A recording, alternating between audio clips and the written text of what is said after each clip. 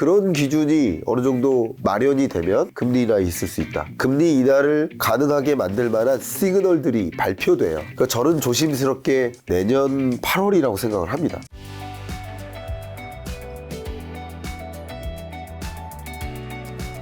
자, 그레이트 리세션. 실장님께서 경기 침체 온다고 하셨는데 네.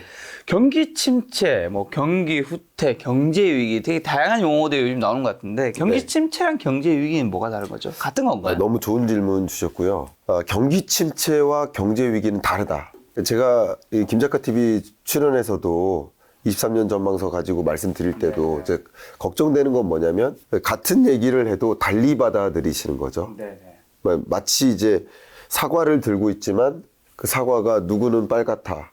누구는 맛있다. 연상되는 이미지가 다르듯이. 근데 경제 위기와 경기 침체는 완전히 다르기 때문에 강조해서 말씀드리고 이게 왜 중요하냐면 경기 침체 오는데 왜 주가 저점 찍고 제가 계속 올해 초부터 22년 말 10월, 11월 정도가 저점이고 주가는 반등한다. 근데 종종 이제 경기 침체 온다고 해놓고 왜 주가가 반등하느냐 이렇게 이의를 제기하시는 분들이 계시더라고요. 그래서 경제 위기와 경기 침체가 다르다라고 먼저 강조를 하고 싶은 거예요. 그런 면에서 말씀드려보면 우리 역사상 근래 경제 속에서 우리 김 작가님이 겪었던 경제 위기가 3번이 있어요. IMF, 서프라임. 그렇죠. 또 하나는 그리고 팬데믹 위기. 팬데믹. 그러니까 우리 한국 경제 성장률 중심으로만 말씀드리면 그 IMF 외환 위기 때 마이너스 5.1% 성장률이 축 꺼지죠. 그 다음 2008년 글로벌 금융 위기. 그때 우리나라는 마이너스 성장하진 않았습니다. 글로벌 경제 위기인 거 맞는데 그때도 경제 위기에 해당된다고 봅니다. 0.8% 애매합니다. 우리 한국 경제 입장에서는 0.8%니까 애매한 경제 위기라고 볼 수 있을 것 같아요. 이코노믹 크라이시스라고 하죠. 근데 우리나라 2020년 성장률은 마이너스 0.7%니까 이것은 경제 위기라고 볼 수 있을 것 같아요. 어쨌든 마이너스를 찍으면. 그리고 아마 김 작가님이 태어나시기 전에 1980년에 또 경제 위기가 있었어요. 예. 그것도 이제 오일 쇼크 지나면서 성장률이 마이너스 1.6%를 찍은 적이 있어요. 2차 오일 쇼크 직후에. 그러니까 그런 것들이 우리가 경험했던 근래 경제 위기입니다. 경제 위기라고 역사적으로 봤을 때 지칭할 수 있는 것. 근데 2023년 전망 자체가 저는 지난 10월에 말씀드릴 때 1.9%라고 말씀드렸어요. 경제 성장률이 되게 중요한 거예요. 1.9%라고 말씀드렸는데 그리고 한국은행 전망 제가 한번 보여드리겠습니다. 이게 한국은행의 지난주 전망치입니다. 보시는 것처럼 22년은 2.6% 그리고 23년은 1.7%로 안 좋아요. 그리고 이 1.7% 혹은 저는 1.9라고 했고 KDI는 1.8로 찍었어요. 그러니까 제가 먼저 냈고 이후에 하나씩 내쳐잡는 국면인데 이걸 설명드리면 우리나라는 잠재 성장률이 2에서 2.5 정도 됩니다. 지금 2.23 정도 되는 것으로 보고 있어요. 그러면 2%가 안 되면 경기 침체예요. 여러분이 쉽게 이해하기 좋게 말씀드리면. 그리고 마이너스를 찍거나 1%조차 안 된다 그러면 경제 위기에 해당된다고 볼 수 있어요. 그러니까 앞에 다시 한번 정리한다면 1980년에 마이너스 1.6 경제 위기죠. 1998년에 마이너스 5.1% 경제 위기죠. 그리고 2008년 글로벌 금융위기 때도 우리나라 0.8% 성장했는데 이것도 경제 위기에 해당된다. 그렇죠. 근데 우리나라는 덜 충격이었다 상대적으로. 그리고 2020년이 마이너스 0.7%니까 경제 위기다. 근데 2023년을 놓고 보면 그런 경제 위기를 빼놓고는 제일 안 좋다. 이해가시죠? 그러니까 경기 침체 국면의 성격은 주로 이런 겁니다. 경제 위기라고는 볼 수 없지만 경기가 계속 하향 안정화된다, 깎아먹는다 이런 흐름이라고 좀 생각하시면 좋겠고요. 그렇기 때문에 경제 위기가 왔을 때는 그런 소위 이 시스템 리스크예요. 금융 불안이라든가 우리나라처럼 외환 위기라든가 이런 게 다 위기인데 그런 위기가 올 때는 경제가 한번 붕괴돼요. V자로 충격이 있어요. 그러니까 주가도 그때 일시적으로라도 충격이 있습니다.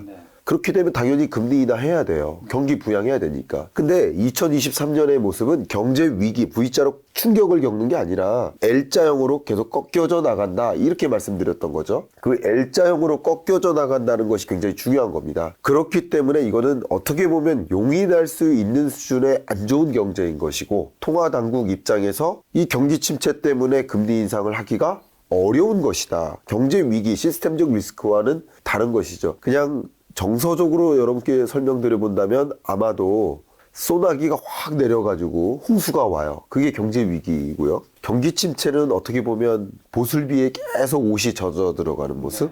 감기 걸리기는 더 쉽죠. 약간 그런 모습에 비유하면 어떨까 이렇게 의견을 드리고 싶어요. 지금 이번에 올 경기 침체는 굉장히 좀 경제 위기에 좀 가까운. 그렇습니다. 조금만 안 좋아지면 네. 경제 위기까지 갈 수도 있는. 네. 우리나라가 마이너스 성장을 찍지 않고 제일 안 좋았던 경제가 2008년 글로벌 금융위기 때 앞에 말씀드린 대로, 그리고 금융위기 때를 제외하고 가장 안 좋았었던 때가 2019년입니다. 20년 팬데믹 위기 오기 전에, 그때는 뭐 미중 패권 전쟁 막 격돌하고 그때였어요. 네.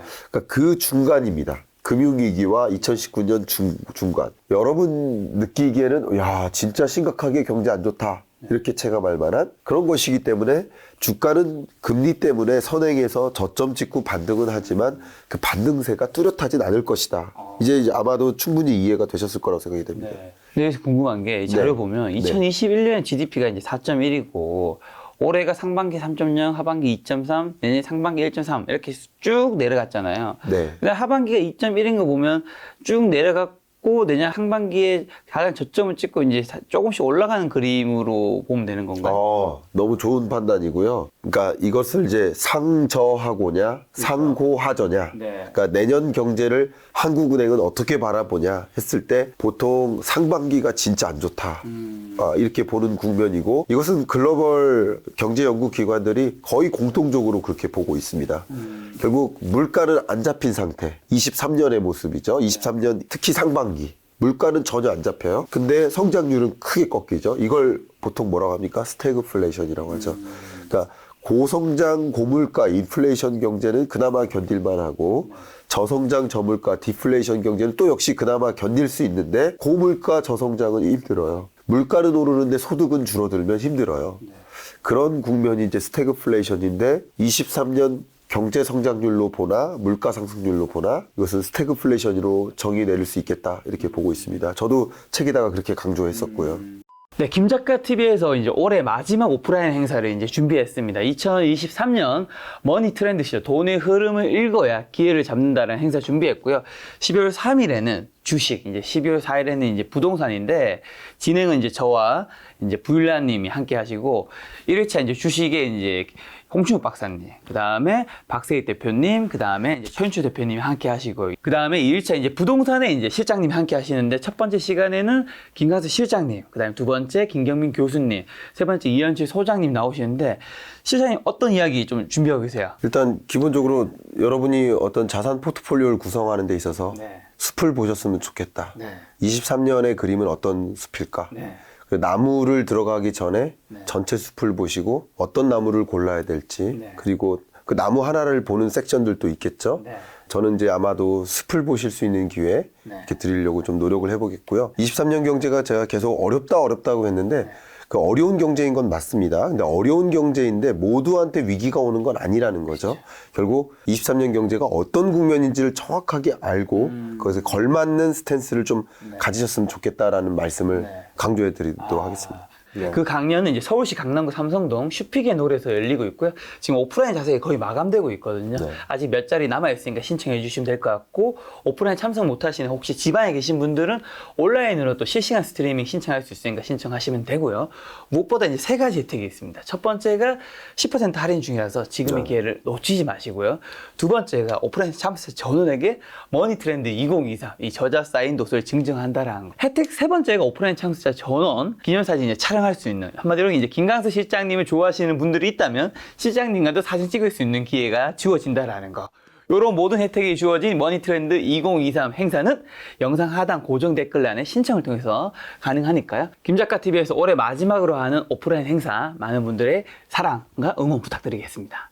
자, 방금 말씀 주신 그 물가 전망 좀 해주신다면. 물가 전망 정말 중요하고요. 우리나라에서도 뭐 물가 전망을 하는 기관들이 있지만 그래도 한국은행 혹은 이제 미국의 연준 이 중앙은행이 물가 안정 기구 아닙니까?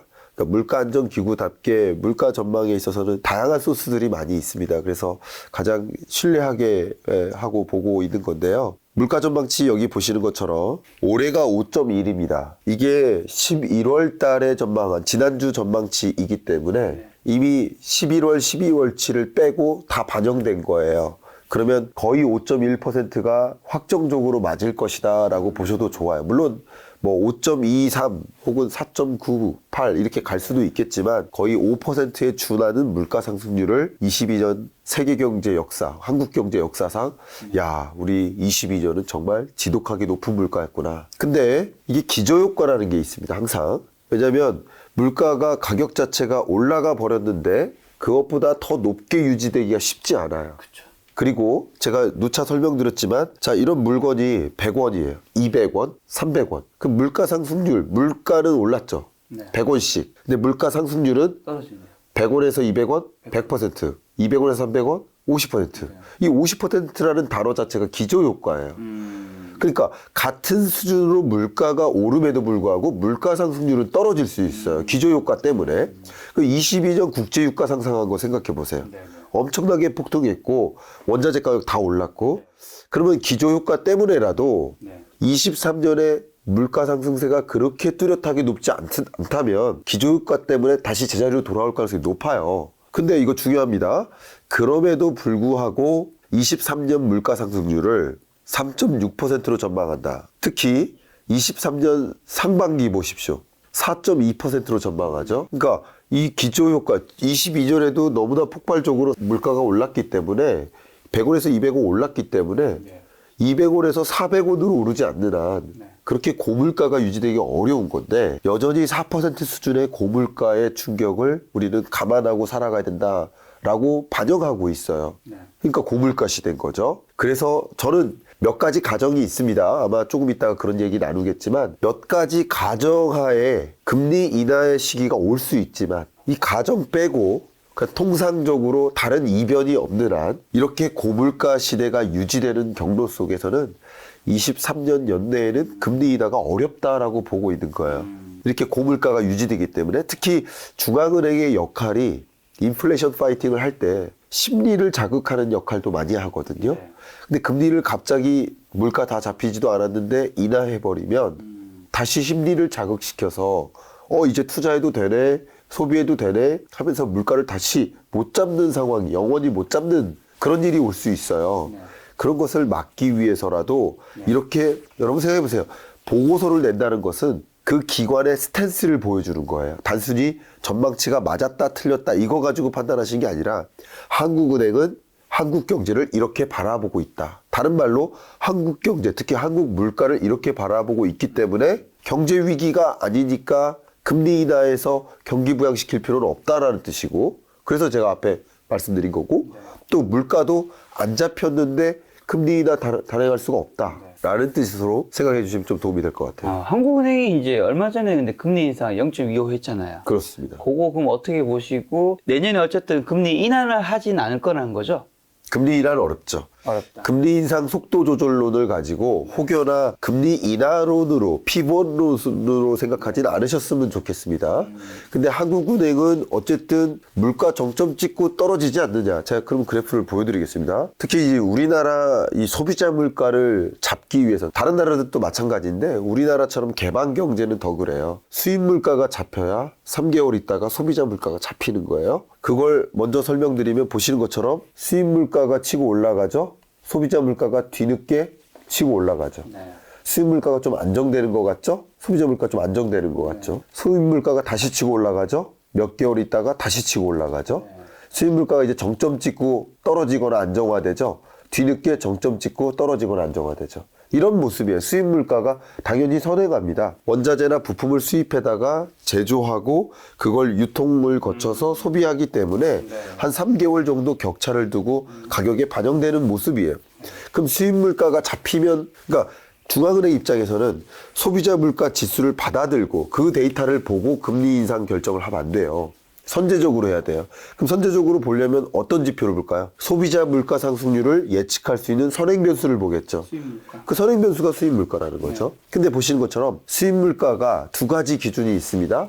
원화 기준과 달러 기준. 보시는 것처럼 달러 기준으로는 진작에 잡혔어요. 수입 물가 상승률이. 이게 무슨 뜻이냐면요. 달러 강달러기 때문에 달러 기준으로 사오는 가격을 지불한 그 물가로 보면 이미 잡혔는데 강달러 때문에 덜 잡혔다라고 보시면 좋아요. 원화 기준. 이해가시죠? 네네. 근데 원화 기준으로도 덜 잡힌 건 사실이지만 정점 찍고 확실히 안정화된 건 사실이라는 거죠. 그래서 이 정도 기준금리면 3.25% 정도면 이제 물가 안정화 정점 찍고 수순에 들어갔으니 이제 이 정도만 유지해도 되는 거 아니냐. 3.3%나 3.25% 혹은 많아야 3.5% 요 정도 수준에서 충분히 우리나라는 물가 잡는 국면에 갔으니까 이 물가 잡기 위해 더 추가적인 노력을 많이 안 해도 다른 것도 챙겨야 되잖아요. 채권 시장도 챙겨야 되고 경기 침체도 가능하면 막는 게 좋잖아요. 그렇죠? 그런 막는 범위 내에서 통화 정책을 단행하니까 물가가 확실히 정점 찍고 떨어졌다라는 것을 확인하는 이런 종류의 지표들은 한국은행 입장에서 더 물가 잡기 위해서 강도 높은 금리 인상이 필요 없다는 것을 보여주는 것이죠. 하지만 그렇다고 해서 이제 금리 인하를 내년 할 수는 없다면 네. 어쨌든 지금 굉장히 금리가 높아졌잖아요. 그래요. 그럼 이제 개인 투자자분들 뭐 주식이든 부동산이든 대출을 통해서 뭔가 하신 분들 굉장히 부담스러울 텐데 네. 내년에 좀 어떻게 하면 좀 좋을까요? 조심해야 되는 구간 아닌가요? 조심해야 됩니다. 네. 일단 그 질문 너무 좋은 질문이고요. 제가 그래프를 하나 보여드리면 물론 오늘자로 봤을 때 시중금리가 오히려 떨어지기도 했어요. 네. 그리고 정부 입장에서 뭐 여러 가지 압력을 취하고도 있습니다. 정책적인 압력이라고 볼 수 있겠죠. 너무 금리 올리지 말라. 은행들한테. 왜냐면 ESG를 강조하는 거예요. 착한 은행이 되라. 약간 이런 느낌. 지금 전 국민이 변동금리 때문에 너무 힘들어 죽겠는데 이자 상환 부담 때문에 너무 힘든데 자꾸 은행 너희들 폭리 취하면 되느냐. 적당히 취해라. 약간 이런 종류의 암시예요. 그 대표적인 암시가 몇 개월 전에 있었는데 그게 뭐냐면 여러분들도 한번 가보세요. 전국은행연합회 홈페이지를 가보세요. 여러분 대출을 하기 전에는 혹은 저축 상품을 알아보기 전에는 전국은행연합회 홈페이지를 가보세요. 가보시면 우리나라 시중은행들의 저축금리, 그 대출금리가 다 나옵니다. 그리고 여러분 스스로의 신용도를 만약에 확인하셨으면 그 신용도에 맞는 가장 싼 금리가 뭔지, 어떤 은행이 가장 나한테 유리한 금리인지 그냥 일목요연하게 비교해 주고 있어요. 근데 여기다가 한 가지 규제를 더했는데 예대금리 차도 공지해라. 그럼 은행 입장에서는 폭리를 못 취하는 거 아니겠습니까? 그런 이야기인데 지금 보시는 것처럼 대출금리가 이렇게 올라가는 과정, 그러니까 은행들이 폭리 취하지 말라 하면서 일시적으로 조정될 수는 있어. 눈치 보기죠. 그러나 중장기적으로 기준금리가 올라가고 고금리 시대가 온다는 관점에서 이게 중장기적으로 떨어지긴 어렵다고 봅니다. 근데 보시는 것처럼 일반 신용대출이나 소액대출이 보통 높아요. 금리가 레벨 자체가 7% 정도를 벌써 기록하고 있습니다. 그리고 주택담보대출도 5% 정도를 이미 기록하고 있습니다. 23년 초가 되면 주택담보대출 금리가 더 올라갈 소지가 있다고 보고 있습니다. 이건 평균 금리고요. 시중은행에서 제공하는 어떤 특정 금리는 올해 말에 8% 정도를 찍을 겁니다. 상단이. 그런 것을 생각해보면 이자 상환 부담이 계속 가중되죠. 그렇죠. 이런 것들이 부동산 시장을 계속 억누르는 역할을 할 것이고요. 이게 주간 단위의 아파트 매매 가격 증감률인데 이 지표가 너무 중요합니다. 이 지표를 보시면 한번 생각해보세요. 이렇게 떨어졌다가 올라오는 구간을 생각해 보시면 주간 단위이기 때문에 이 값이 떨어졌다가 갑자기 플러스 이렇게 찍진 않아요. 떨어졌다가 서서히 올라가는 거예요. 서서히. 그러니까 물론 플럭추에이션은 있겠지만 근데 주간 단위의 이 아파트 매매 가격 증감률이 이렇게 떨어졌죠. 그럼 역시 이 값이 어느 순간 이렇게 올라가진 않아요. 근데 몇 가지 조건하에 금리 인하가 단행되면 제가 보기에는 생각보다 빨리 집값이 돌아올 수는 있습니다. 돌아온다는 얘기는 여기서 이 자리로 돌아온다는 게 아니라 이게 플러스를 향해 꺾일 수 있다는 거예요. 금리 피벗론이 집값 피벗론이라고 보셔도 좋아요. 저는 그렇게 생각합니다. 근데 제가 몇 개월 전까지만 해도 23년 내내는 계속 집값이 떨어질 것이다 라고 말씀드렸던 이유는 금리 인하는 없을 것이라고 전제했기 때문이에요. 지금도 금리 인하는 없을 것으로 생각합니다. 근데 몇 가지 전제가 가능한 시나리오들이 생겨났어요. 그런 시그널들을 읽으시면 무슨 말이냐, 금리 인하를 단행하는, 그 갑자기 무턱대고 금리 인하 단행하지 않습니다. 그렇죠. 금리 인하를 가능하게 만들 만한 시그널들이 발표돼요. 그러니까 저는 조심스럽게 내년 8월이라고 생각을 합니다. 조심스러워요. 왜냐하면 잭슨홀 미팅이 있기 때문에 그게 한 시그널이 될 만한 요인이 있다고 생각해요. 그때쯤에. 그러면 시그널이 발표되면 돈이 또 움직이기 시작해요. 돈의 이동을 여러분 보셔야 됩니다. 이제 집 안 팔아도 되겠네 하는 생각을 갖게 만들고, 반대로 집 살 사람들은 이제 금리 떨어지네, 집 사도 되겠네 하는 생각을 만들어서 저축에 계속 현금을 많이 저축으로 보유하고 있던 여러분들이 이제 집값도 떨어질 만큼 떨어졌고 이제 사도 되겠네 하는 방향으로 움직여요. 근데 그 지점은 오히려 더 명확한 거, 집값을, 무슨 말씀이냐면 그 금리 인하 피벗론이 불 때 이게 제가 보기에는 집값 하락률이 이렇게 그려지잖아요. 이게 계속 떨어지다가 그 전까지는 그 이후에 이게 반등할 겁니다. 그럼 반등하자마자 사면 될까 안 될까? 안 돼요. 왜냐하면 이게 다시 플러스로 전환되진 않거든요. 그러니까 마이너스 감소폭이 완화되겠죠. 이렇게. 그 완화되다가 제가 보기에는 아마 제가 지난 10월쯤에는 뭐라고 했냐면 이게 지금 마이너스 0.5 정도를 기록하고 있는데 이게 마이너스 1까지 갈 거라고 저는 보고 있어요. 왜냐하면 23년 1, 2분기까지는 계속 떨어질 것이기 때문에 그렇게 보고 있는데 이 값이 다시 제자리로 돌아오는 구간, 물론 0 이상으로 복귀되진 않지만 0 이상으로 복귀되기 전 대략 마이너스 0.3에서 마이너스 0.2로 돌아가는 그 순간, 저는 그 지점은 부동산 매수, 내 집 마련 이런 것을 적극적으로 좀 준비할 시점이 올 수 있다. 저는 그렇게 생각하고 있습니다. 그게 그러면 시간적으로는 좀 언제쯤일 수 있다라는 거죠? 이거는 이제 아닐 수도 있다는 거고요. 네. 그 전제를 차라리 말씀드릴게요. 그 전제는 연준도 마찬가지, 우리나라 한국은행도 마찬가지, 지금 금리 인상을 단행했던 이유가, 이례적인 금리 인상을 단행했던 이유가 이례적인 물가 때문이었죠. 그렇죠. 그래서 계속 저도 이 자리에 나와서 2% 골이라는 표현을 강조했죠. 2%라는 목표 물가, 골을 얘기하는 거야. 잭슨홀 미팅에서부터 이걸 굉장히 강조를 했었죠. 근데 그렇게 말을 했는데 주워 담을 수 있습니까, 그 말을? 못 담겠죠. 그럼 2% 목표 물가를 이룰 때까지 계속 긴축 행보 보이겠다라고 했는데 2% 달성 안 했는데 금리 인하할 수 있습니까? 어렵죠. 보통은 어려워요. 그러니까 상식적으로 얘기하자 이거예요. 경기 침체라고 했지 경제 위기가 아니라고 했죠.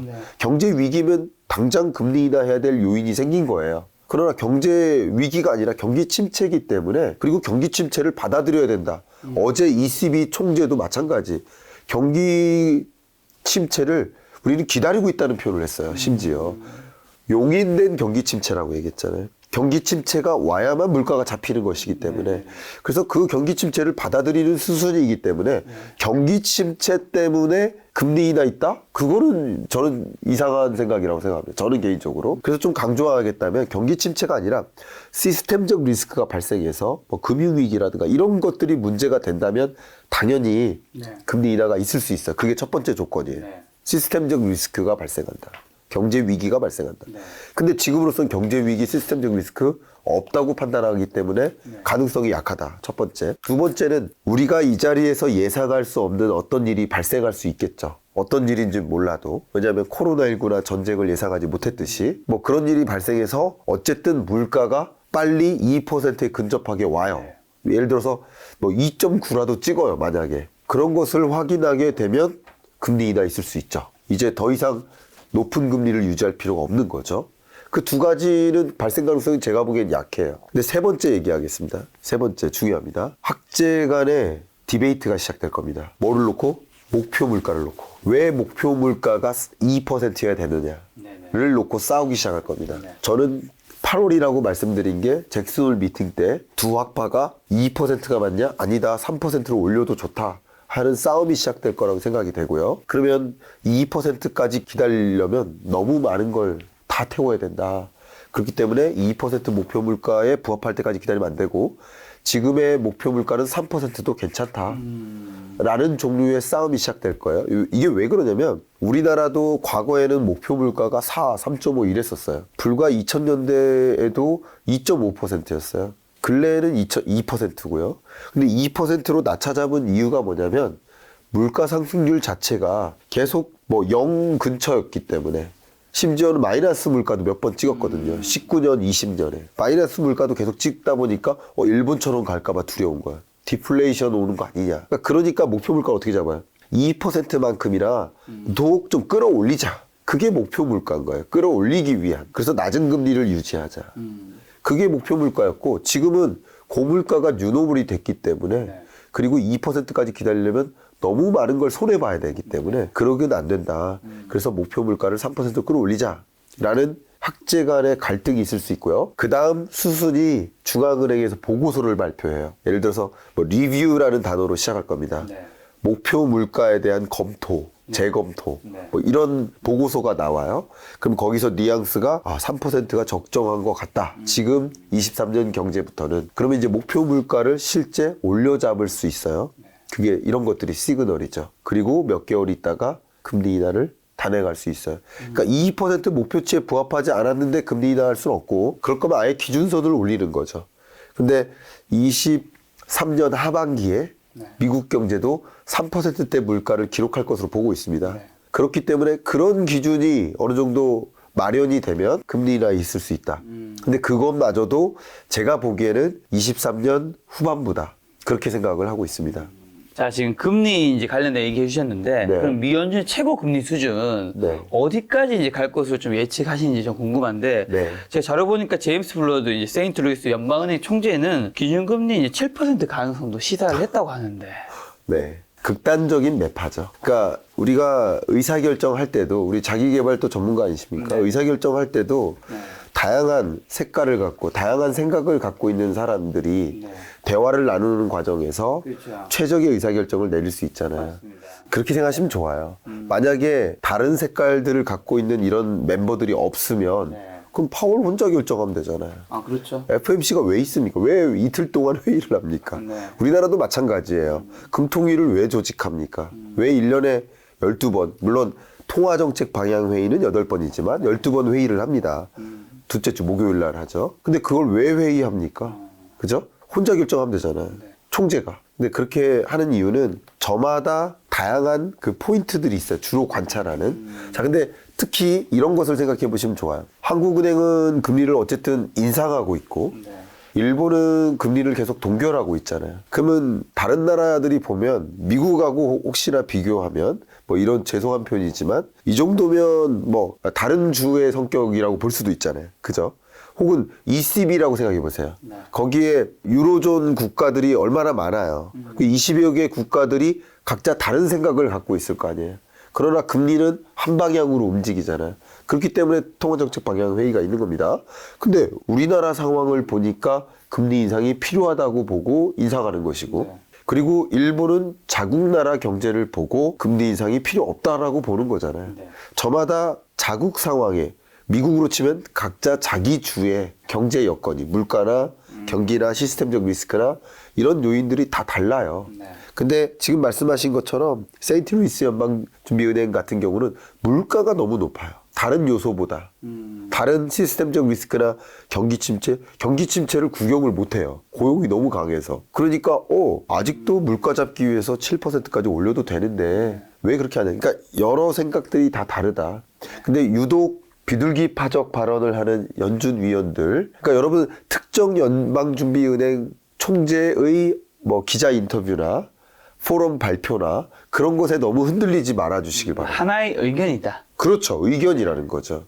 그 의견은 당연히 갈릴 수 있고 주마다 비둘기 파적 발언을 하는 그런 연준 위원의 경우에는 실제 그 동네에 시스템적 리스크가 좀 불거져 있어요. 되게 불안한 거예요. 몇 개 기업들이 파산을 하거나 뭐 그런 것들을 이제 보다 보니까 금리 더 이상 올리면 그리고 우리 주는 뭐 그렇게 물가 문제가 그렇게 심각하진 않은데 주마다 또 천차만별일 거 아니에요.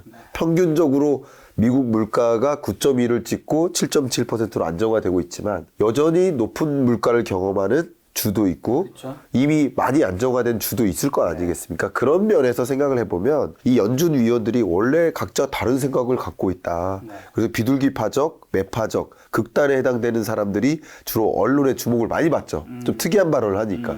7% 그래야 기사를 클릭할 거 아닙니까? 금리 인하 없다, 인하해야 된다 이런 말이 기사를 클릭하게 만들잖아요. 네. 그냥 그동안에 우리가 알고 있는 그 정보만 계속 흘리는 위원들의 말은 관심 없는 거죠. 내가 알고 있는 거죠. 우리가 그런 정보에 너무 현혹될 필요는 없다. 그게 이제 그분들의 입장에서는 또 맞는 의견이지만 전체의 단일화된 의견은 아니니까. 그렇습니다. 예, 너무 중요한 표현입니다.